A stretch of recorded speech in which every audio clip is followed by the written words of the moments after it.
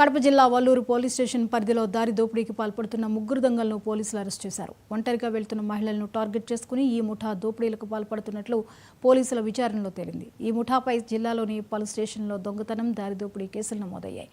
వీరి నుండి 5 తులాలు బంగారు చైన్లు, బుల్లెట్ బైక్, కత్తి, మొబైల్ ఫోన్లు స్వాధీనం చేసుకున్నట్లు కడప డీఎస్పీ వెంకటేశ్వర్లు చెప్పారు.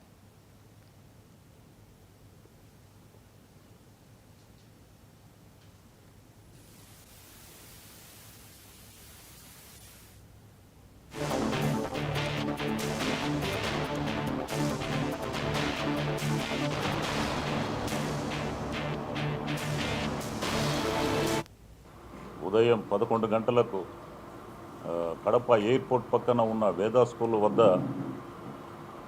దారి దోపిడీ అదేవిధంగా ఈ ఒంటరిగా ఉన్న మహిళల మెడలో ఈ బంగారు గొలుసులను తెంచుకొని పోయేవాళ్ళు స్నాచింగ్ చేసే అఫెండర్స్ అయిన ఈ చల్లకోళ్ళ ప్రశాంత్, అదేవిధంగా పందింటి ఉదయ్ కుమార్ మరియు దుంపల వినోద్ అనే ముగ్గురు ముద్దాయిల్ని కమలాపురం సిఐ రోషన్ గారు, అదేవిధంగా కమలాపురం ఎస్ఐ, అదేవిధంగా వల్లూరు ఎస్ఐ గారు ఈరోజు అరెస్ట్ చేసినారు.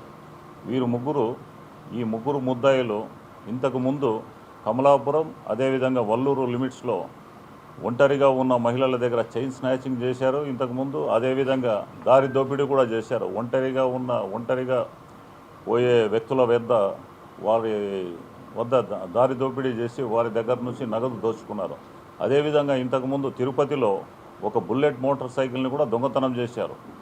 వారి వద్ద నుంచి ఈరోజు అరెస్ట్ చేసి ఒక బుల్లెట్ మోటార్ సైకిలు, అదేవిధంగా 5 తులాల 2 బంగారు చైన్లు, అదేవిధంగా 10,400 రూపాయలు రికవరీ చేశారు.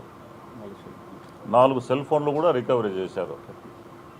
వారి వద్ద అదేవిధంగా వారు ఈ నేరాలు చేయడానికి ఉపయోగించే ఈ కత్తిని కూడా స్వాధీనం చేసుకున్నారు. వారి వద్ద నుంచి వారిని విచారించినప్పుడు ఈ దొంగతనాలన్నీ వారు ఒప్పుకున్నారు. వారిని ఈరోజు రిమాండ్ చేస్తున్నాము. ఈ ప్రాపర్టీ కూడా రికవరీ చేశాము.